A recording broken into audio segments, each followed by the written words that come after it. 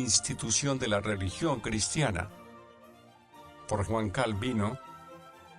Libro cuarto. Capítulo 9.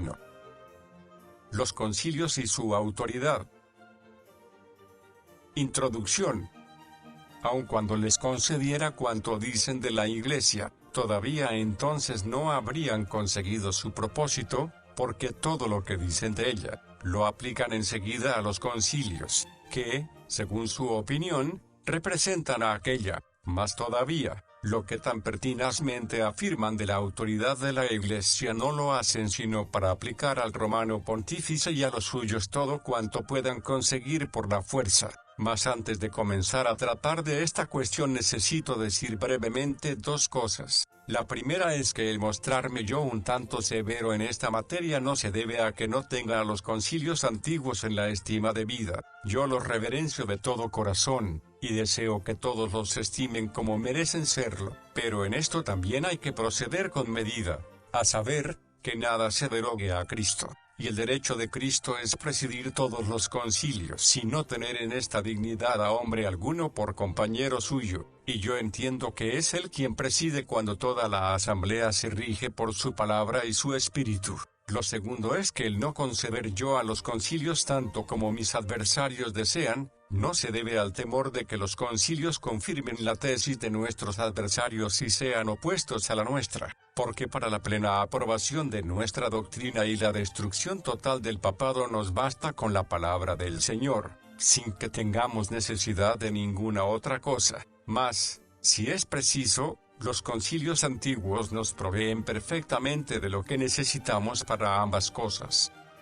Autoridad de los concilios según la palabra de Dios. Pasemos, pues, a nuestro tema. Si queremos saber cuál es la autoridad de los concilios según la Escritura, no hay promesa mayor que la que se contiene en estas palabras de Cristo: donde están 2 o 3 congregados en mi nombre, allí estoy yo en medio de ellos. Mateo 18, 20. Esto se aplica no menos que a cualquier reunión particular, al concilio universal. Sin embargo, no es esta la dificultad de la cuestión, sino la condición que se añade, que Cristo estará en medio del concilio siempre que él mismo fuere reunido en su nombre. Por tanto, poco habrán conseguido nuestros adversarios por más concilios de obispos que nombren, ni conseguirán que creamos que sus concilios están regidos por el Espíritu Santo, antes de haber probado que han sido congregados en nombre de Cristo, porque con la misma facilidad pueden los impíos y malos obispos conspirar contra Cristo,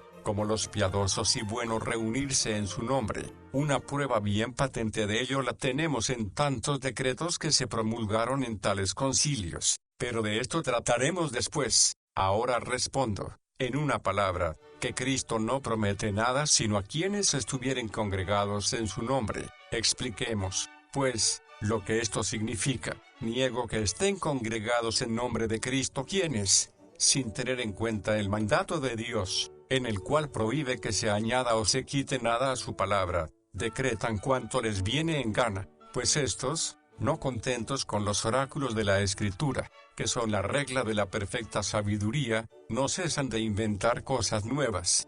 Y puesto que Jesucristo no promete estar presente en todos los concilios, sino que ha puesto una señal particular para diferenciar los verdaderos de los que no lo son, no podemos nosotros desentendemos de esta diferencia. El pacto que Dios hizo antiguamente con los sacerdotes levíticos fue que enseñasen lo que oían de su boca. Malaquías 2, 7. Esto mismo pidió siempre a sus profetas, y esta misma ley ha impuesto a los apóstoles, y a quienes quebrantan este pacto no los reconoce Dios como sacerdotes suyos, ni les da autoridad alguna. Resuelvan esta dificultad los adversarios, si quieren que yo dé crédito a las decisiones de los hombres que han sido tomadas al margen de la palabra de Dios. Refutación de diversas objeciones. A. La verdad no permanece en su iglesia más que por sus pastores y sus concilios, porque respecto a su opinión de que la verdad no permanece en la iglesia si los pastores no convienen entre sí, y que la iglesia no puede subsistir si no se muestra en los concilios generales, está todo esto muy lejos de ser verdad, si es que los profetas nos dejaron testimonios auténticos de su tiempo. Había iglesia en Jerusalén en tiempo de Isaías, a la cual Dios no había aún abandonado. Sin embargo, habla de esta manera de sus pastores: sus atalayas son ciegos, todos ellos ignorantes, todos ellos perros mudos, no pueden ladrar, soñolientos, echados, aman el dormir, y los pastores mismos no saben entender, todos ellos siguen siempre sus propios caminos. Isaías 56, 10 al 11. Lo mismo dice Oseas: el atalaya de Efraín para con Dios, lazo de cazador, odio en la casa de Dios. Oseas 9, 8. Donde irónicamente muestra que los títulos de que sus sacerdotes se vanagloriaban eran vanos. También duró la iglesia hasta los tiempos de Jeremías. Oigamos lo que él dice de los pastores: desde el profeta hasta el sacerdote, todos son engañadores. Jeremías 6, 13. Y falsamente profetizan los profetas en mi nombre, no los envié, ni les mandé, ni les hablé. Jeremías 14, 14. Y para no alargamos citando palabras suyas, léanse el capítulo 23 y el 40. No se muestra más amable con ellos Ezequiel, cuando dice: hay conjuración de sus profetas en medio de ella, como león rugiente que arrebata presa. Devoraron almas, tomaron haciendas y honra, multiplicaron sus viudas en medio de ella. Sus sacerdotes violaron mi ley, y contaminaron mis santuarios. Entre lo santo y lo profano no hicieron diferencia. Ezequiel 22, 25 al 26. Y todo lo que se refiere a este tema, quejas semejantes se encuentran a cada paso entre los profetas, y son tantas, que no hay tema más continuo entre ellos. Quizás alguno diga que esto pasó en el pueblo judío, pero que en nuestros tiempos no sucede tal cosa. Ojalá que así no fuera, pero el Espíritu Santo vaticinó que pasaría de muy otra manera. Hubo también profetas entre el pueblo, como habrá entre vosotros falsos maestros, que introducirán encubiertamente herejías destructoras. Segunda de Pedro 2, 1. He ahí como San Pedro predice que el peligro no había de venir de la gente humilde, sino de aquellos que se glorían de sus títulos de doctores y de pastores. Asimismo, ¿cuántas veces no han dicho Cristo y sus apóstoles que los grandes peligros de la iglesia habían de proceder de los pastores? Mateo 24, 11 al 24. Y San Pablo dice claramente que el anticristo no ha de tener su sede en otros sitios sino en el templo de Dios. 2.2, 4. Con lo cual quiere dar a entender que aquella horrible calamidad de que allí habla no había de venir sino de aquellos que, como pastores, se sentarán en la iglesia. Y en otro lugar dice que el principio de tanto mal ya comenzaba a amenazar en su tiempo, pues habla a los obispos de Éfeso de esta manera: porque yo sé que después de mi partida entrarán en medio de vosotros lobos rapaces, que no perdonarán al rebaño, y de vosotros mismos se levantarán hombres que hablen cosas perversas para arrastrar tras sí a los discípulos. Hechos de los Apóstoles 20, 29 al 30. Si en tan poco tiempo tanta corrupción pudieron introducir los pastores, ¿hasta dónde no habrá podido crecer en el curso de tantos años? Y para no llenar muchas páginas siguiendo este tema, el ejemplo de todos los tiempos nos advierte que ni la verdad reside siempre en los pastores, ni la salvación de la iglesia depende de ellos. Ciertamente, ellos deberían ser los guardianes y protectores de la paz y del bienestar de la iglesia, pues para ellos se les ha puesto en el grado en que están, pero una cosa es hacer lo que se debe y otra deber hacer lo que no se hace. Siendo pastores, papas y obispos permanecen en la verdad. Sin embargo, no quisiera que alguno tomara todo esto como si mi intento fuera rebajar temeraria e inconsideradamente la autoridad de los pastores. Lo que digo es que se procure conocerlos, para que luego no tengamos sin más por pastores a aquellos que se lo llaman a sí mismos. Ahora bien, el Papa y todo su cortejo de obispos hacen cuanto se les antoja por la sencilla razón de que se llaman pastores, sin preocuparse lo más mínimo por la palabra de Dios, y entre tanto procuran convencer a los demás de que nunca pueden errar, porque el Espíritu Santo reside en ellos, que por ellos vive la iglesia y con ellos muere, como si ya no hubiera juicio de Dios para castigar al mundo con el mismo género de castigos con que antiguamente castigó la ingratitud del pueblo judío, a saber, herir con ceguera y necedad a los pastores. Zacarías 12:4. Ni se dan cuenta estos insensatos de que cantan la misma canción que antiguamente entonaban los que luchaban contra Dios. Venid, y maquinemos contra Jeremías, porque la ley no faltará al sacerdote, ni el consejo al sabio, ni la palabra al profeta. Jeremías 18:18. Los concilios generales representan a la Iglesia. Con esto se responde fácilmente al segundo punto relativo a los concilios universales. No se puede negar que los judíos tuvieron verdadera Iglesia en tiempo de los profetas, y si entonces se hubiera celebrado un concilio general de los sacerdotes, ¿quién hubiera reconocido en él a la Iglesia? Hemos oído lo que Dios les anuncia, no a uno de ellos, sino a todos. Los sacerdotes estarán atónitos, y se maravillarán los profetas. Jeremías 4:9. Y también, mas la ley se alejará del sacerdote, y de los ancianos el consejo. Ezequiel 7:26. Y, de la profecía se os hará noche, y oscuridad del adivinar, y sobre los profetas se pondrá el sol, y el día se entenebrecerá sobre ellos. Miqueas 3:6. Pregunto yo, si con todos estos se reuniera un concilio, ¿qué espíritu sería el que lo presidiera? Un notable ejemplo de esto lo tenemos en el concilio que reunió a Acab. En él estuvieron presentes 400 profetas, mas como se habían congregado para adular al impío rey, Dios envía a Satanás para que sea espíritu de mentira en la boca de todos ellos. En este concilio la verdad es condenada por boca de todos los profetas. Miqueas es condenado por hereje, golpeado y arrojado a la cárcel. Primera de Reyes 22:5 al 22.27, y lo mismo le sucedió a Jeremías y a los demás profetas. Pero un ejemplo admirable bastará por todos. En el concilio que los pontífices y fariseos celebraron en Jerusalén contra Cristo, ¿qué se puede echar de menos en la apariencia exterior? Si entonces no hubiera habido iglesia en Jerusalén, Cristo no hubiera nunca asistido a sus sacrificios, ni a las restantes ceremonias. Se hace una solemne invocación, preside el sumo sacerdote, y todos los demás asisten. In 11:47. Sin embargo, Cristo es condenado en ese concilio y su doctrina desterrada. Esta abominación prueba que la Iglesia no estaba dentro de aquel concilio, pero se dirá que no hay peligro de que ahora suceda lo mismo. ¿Quién nos lo asegura? Porque en cosa de tanta trascendencia es una grave imprudencia no tener seguridad. Mas cuando el Espíritu Santo por boca de San Pablo anuncia con palabras clarísimas que vendrá la apostasía, que no puede tener lugar si primero los pastores no se apartan de Dios. Segunda a Tesalonicenses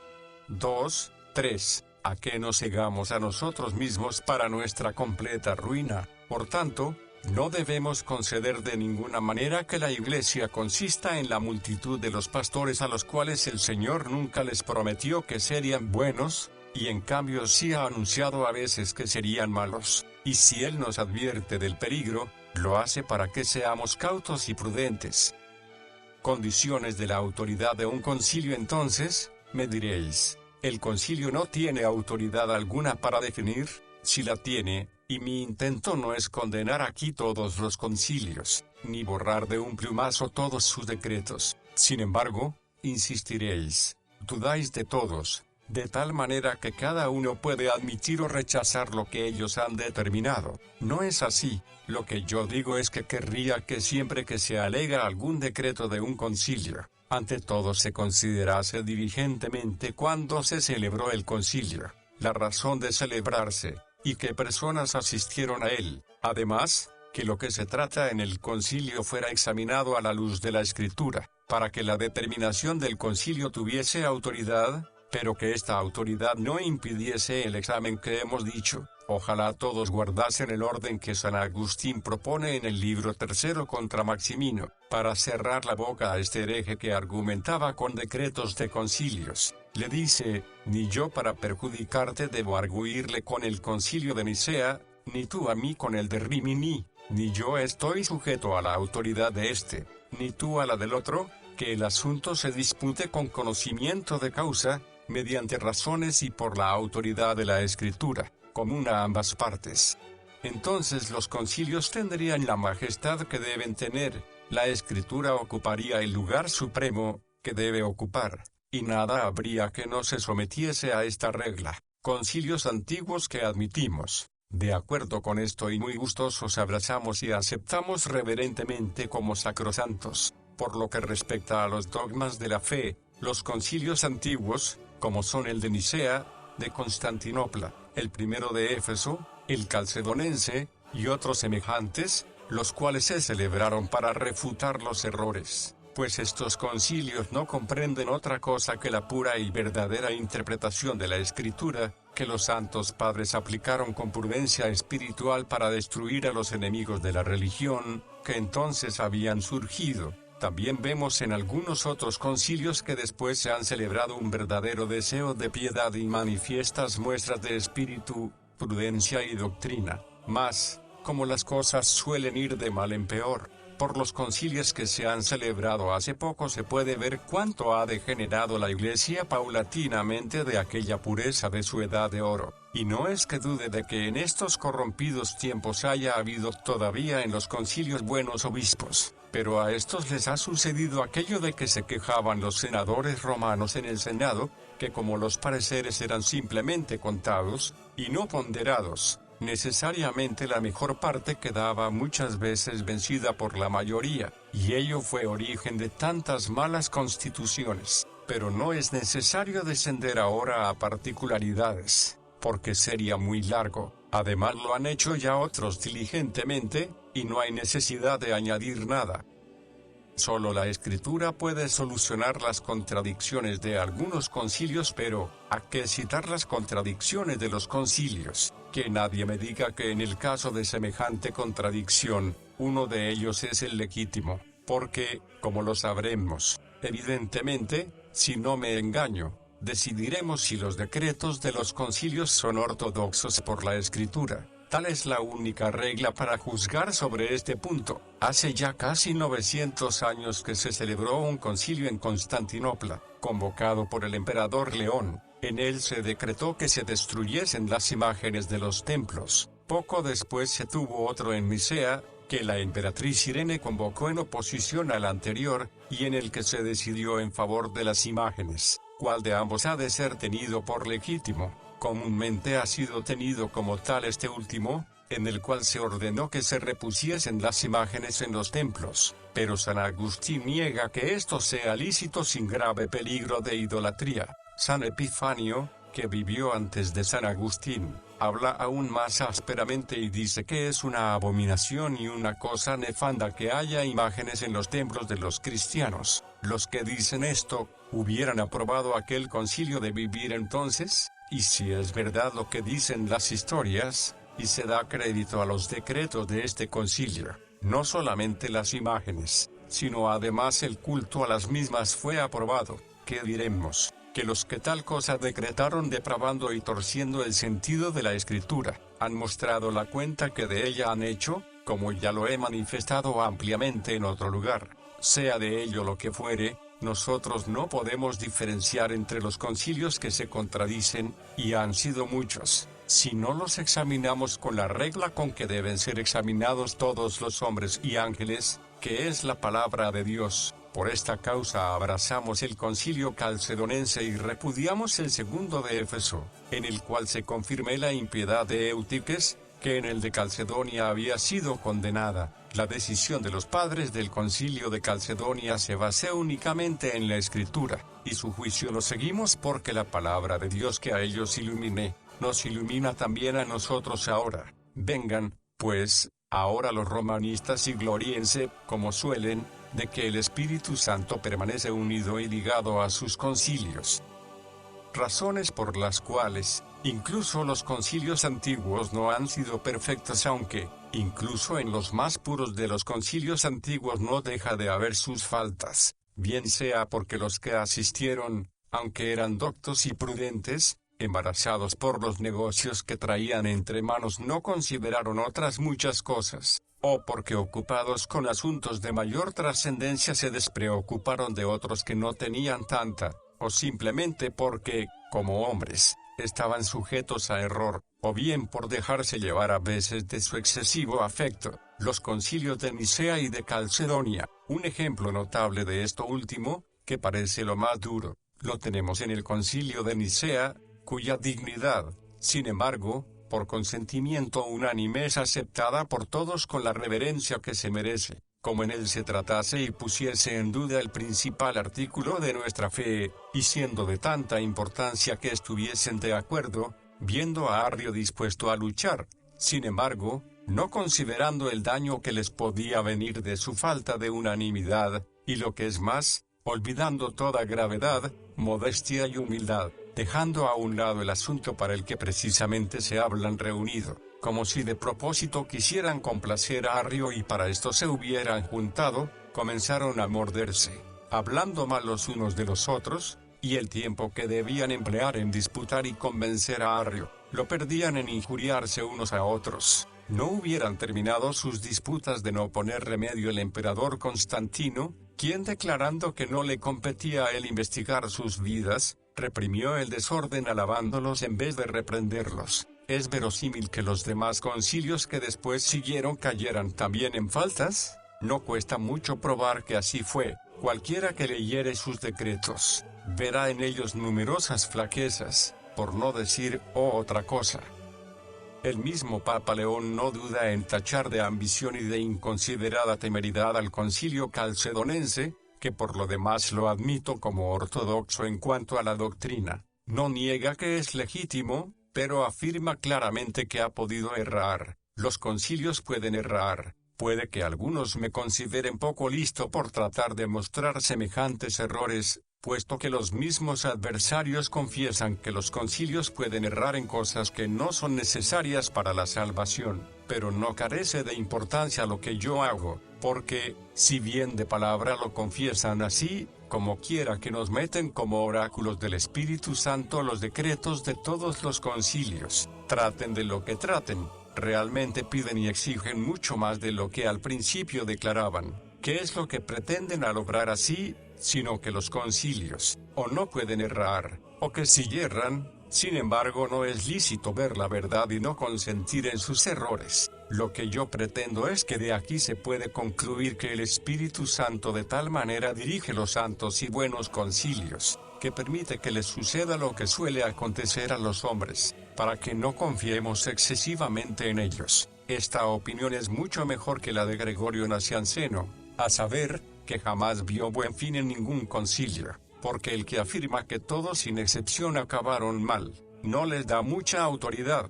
No es necesario mencionar en particular los concilios provinciales, pues es fácil conjeturar por los generales la autoridad que deben tener para hacer nuevos artículos de fe y para admitir cualquier clase de doctrina que les pareciere. Los católicos no pueden refugiarse más que en el argumento de autoridad. Pero nuestros romanistas, viendo que sus esfuerzos no les sirven de nada, se acogen a un último y bien miserable refugio, aunque sean ignorantes en cuanto al entendimiento, y en su deseo y voluntad perversos, sin embargo persiste el mandato de Dios de obedecer a nuestros superiores. ¿Cómo es posible? Y si yo niego que sean superiores los que ellos llaman así, porque no se deben atribuir más de lo que se atribuyó Josué, quien además de profeta del Señor fue excelente pastor. Oigamos las palabras con que fue entronizado por el Señor en su oficio: nunca se apartará de tu boca este libro de la ley, sino que de día y de noche meditarás en él, para que guardes y hagas conforme a todo lo que en él está escrito, porque entonces harás prosperar tu camino, y todo te saldrá bien. Josué 1:8. Así que serán nuestros superiores espirituales aquellos que no se aparten de la luz del Señor ni a un lado ni a otro.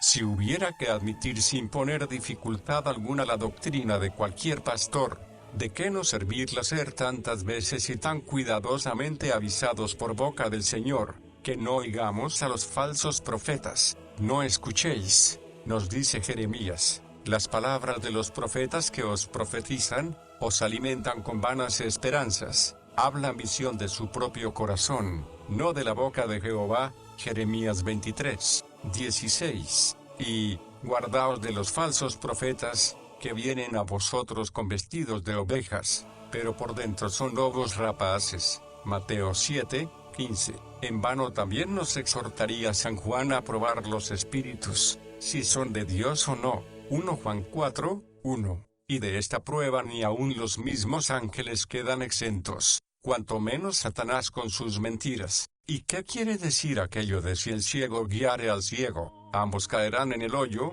Mateo 15, 14. No demuestra de cuánta importancia es conocer cuáles son los pastores a quienes se debe oír, y que no es bueno escuchar temerariamente a todos. Por esto no hay razón para que quieran aterrarnos con sus títulos, para hacernos partícipes de su ceguera, pues por el contrario vemos cuánto cuidado ha puesto el Señor en avisarnos y atemorizarnos para que no nos dejemos llevar por el error ajeno, por más escondido que esté el engaño con otro título. Porque si es verdad la respuesta de Cristo, que todos son ciegos, llámense obispos, prelados o pontífices, no pueden por menos que llevar al despeñadero a quienes los siguen. Por tanto, que no nos estorben nombres de concilios, pastores, ni obispos, que pueden emplearse lo mismo para el bien que para el mal, avisados con el ejemplo de lo que oímos y vemos, el considerar conforme a la regla de la palabra de Dios el espíritu de quien quiera que sea,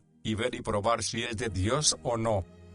El poder de la Iglesia en la interpretación de la Escritura. Puesto que hemos probado que la Iglesia no tiene autoridad para formular nuevas doctrinas, hablemos ahora de la autoridad que le confieren para interpretar la Escritura. De buen grado les concedemos que si hay disputa acerca de algún dogma, no existe medio mejor y más cierto que reunir un concilio de verdaderos obispos, en el cual se examine el dogma en litigio, pues mucha mayor autoridad tendrá la determinación convenida en común por los pastores de las iglesias, después de invocar al Espíritu de Cristo, que si cada uno la enseñase por su propia iniciativa al pueblo, o lo hiciesen unos cuantos en particular. Además, cuando los obispos se reúnen, tienen más oportunidad para comparar y mirar lo que deben enseñar, y en qué forma, y así conseguir unanimidad, a fin de que la diversidad no engendre escándalo. En tercer lugar, San Pablo, al juzgar las doctrinas, nos prescribe esta forma,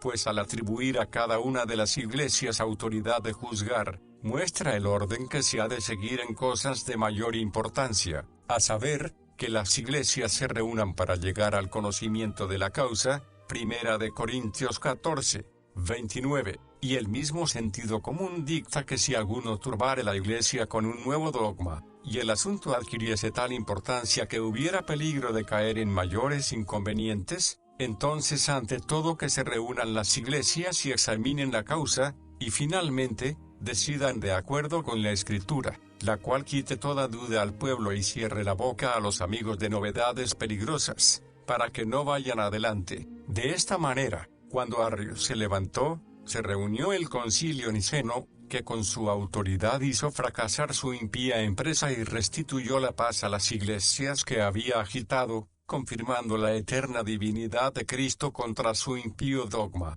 Poco después, como Eunomio y Macedonio promovieran nuevas revueltas, el sínodo de Constantinopla usó el mismo remedio, condenándolos. En el concilio de Éfeso se condenó la herejía de Nestorio. En resumen, tal fue desde el principio la forma ordinaria de conseguir la paz que se usó en la iglesia cada vez que Satanás comenzaba a maquinar algo. Pero pensemos que no en todos los tiempos ni en todos los lugares hay Atanasios, Basilios, ni Cirilos, y otros defensores semejantes de la verdadera doctrina, que en aquellas ocasiones Dios suscitó. Más bien debemos tener presente lo que aconteció en el Concilio II de Éfeso, en el cual la herejía de Eutiques venció, y Flaviano, hombre de santa memoria, fue desterrado, y con él algunos otros, y tantos desatinos como se cometieron con él, siendo la causa de todo que no presidió el concilio el Espíritu Santo, sino un tal Dioscoro,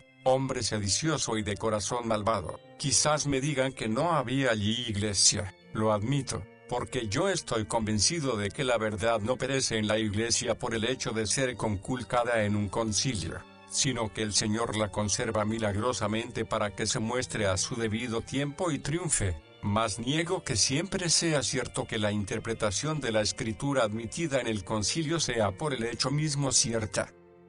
En vano los católicos romanos reivindican el poder soberano de los concilios para interpretar la Escritura, pero es otra cosa lo que pretenden los romanistas al decir que los concilios tienen autoridad y poder de interpretar la Escritura, y tales, que no se puede apelar de ellos, porque abusan de este pretexto para llamar interpretación de la Escritura a cuanto hubieren decretado los concilios, del purgatorio, de la intercesión de los santos, de la confesión auricular, y otras cosas por el estilo.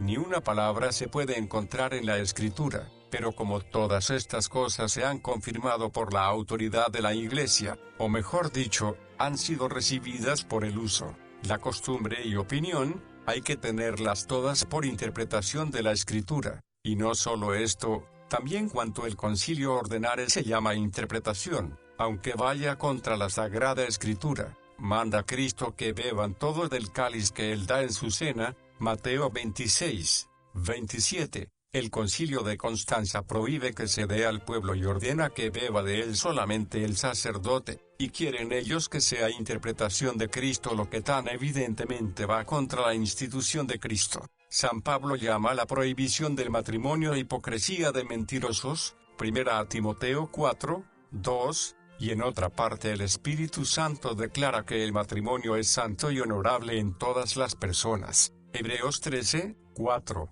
y ellos después quieren que se tenga por verdadera y legítima interpretación de la Escritura el haber prohibido el matrimonio a los sacerdotes, cuando no se puede imaginar cosa más contraria. Si alguno se atreve a hablar contradiciéndoles, enseguida le tachan de hereje, porque no hay apelación de lo que ha determinado la Iglesia, y es una gran abominación dudar de que la interpretación que la Iglesia ha dado no sea la verdadera. ¿Para qué gritar ante tamaña desvergüenza? Bastante es ya haberla puesto en evidencia, o para aprobarla. En cuanto a lo que enseñan respecto al poder de la Iglesia de aprobar la Escritura, lo omito adrede, porque someter los oráculos divinos a la censura y juicio de los hombres de modo que su validez dependa de la opinión de los mismos es ciertamente una grave blasfemia. Ya antes he tratado de esto. Sin embargo, quiero hacerles una pregunta. Si la autoridad de la Escritura se funda en la aprobación de la Iglesia, ¿qué decreto pueden alegar para aprobar su opinión? Creo que ninguno,